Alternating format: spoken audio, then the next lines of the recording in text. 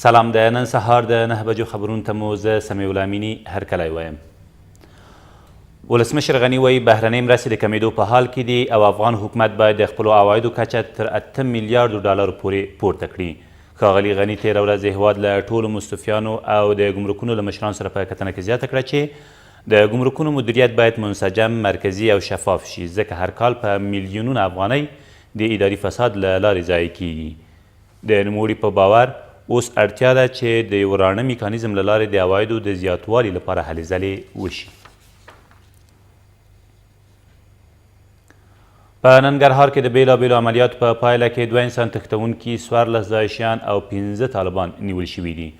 دا کسان په تیره اونۍ کې د افغان ځواکونو په بیلابیلو عملیاتو کې له جلال آباد ښار سربیره د سررو، چپرهار، بهسود، نازیان او هسکه مینه ولسوالیو په شاوخوا سیمو کې نیول شوي او خپل جرمونه یې هم منلي دي.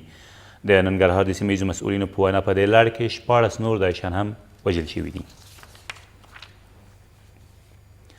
د هلمند د سولې غوښتونکي کاروان غړي وایي چې تر راتلونکو څو ورځو پورې طالبان ته یو پلاوی استوي څو له دوی وغواړي چې له افغان حکومت سره اوربند وغځوي. دوی د افغانستان په جګړه کې له ښکېلو هیوادونو هم غواړي چې له افغانستان خپل ځواکونه وباسي. په ترکمنستان کې د افغانستان سفیر وایي د افغان سوداګرو پر وړاندې د ترکمنباشي بندر پرانیسته به نړیوالو بازارونو ته د افغانستان د صادراتو د پراختیا لپاره موقع رامنځته کړي. نوموړی همدارنګه بادغیس ته د ترکمنستان د برېښنا د لیږد چارو له پیلېدو هم خبر ورکوي. او د زابل د نوبهار ولسوالۍ یو شمېر اوسیدونکي ادعا کوي چې په یادې ولسوالۍ کې پولیسو یو ځوان تر ځورولو وروسته وژلی دی.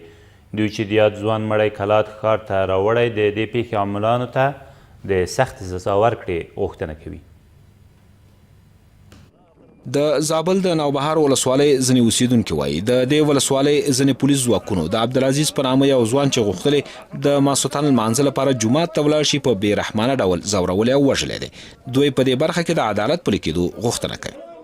قسم دې په قرآن قاتل په لاس نه کوي را قاتل به راوړي اول د اکومندان نه پرېږدم اچشمېڅ یې په سترګو بیا بل نه پرېږدم. سبا ته سړی غواړم کڼې یې 2 کلي یم په ما دې 2 کلو ولسوالۍ د اورات یې په طلاق دي بیا ولي. په همدې حال کې د زابل سرپرست والي د وژل شوي خپلوانو ته ډاډ ورکوي چې د دې پیښې ترسره کوونکي به عدلي او قضایي ادارو ته معرفي کړي. موږ دا نه درته وایو چې دا ښه کار شوی دی، دا نه درته وایو چې زموږ پولیس پر حق دي، دا نه درته وایو، اما یو شی درته وایو چې پرېږدي چې ثابته کړو چې چا کړی دی. یو داسې چا کړی دی چې واقعا زما د نامه څخه استفاده کوي، پولیس ته یې کړی دی. یو داسې چا کړی دی که د پولیس او ستاسې ترمنځ د فاصلې راوستلو په خاطر یې کړی دی. د دې ولایت امنیه قمندان ټینګار کوي چې د دې پیښې عاملونو ته به سزا ورکړي. نوموړی د نوبهار ولسوالۍ له اوسیدونکو غواړي څو د دې برخې څېړنو ته په تمه پاتې شي.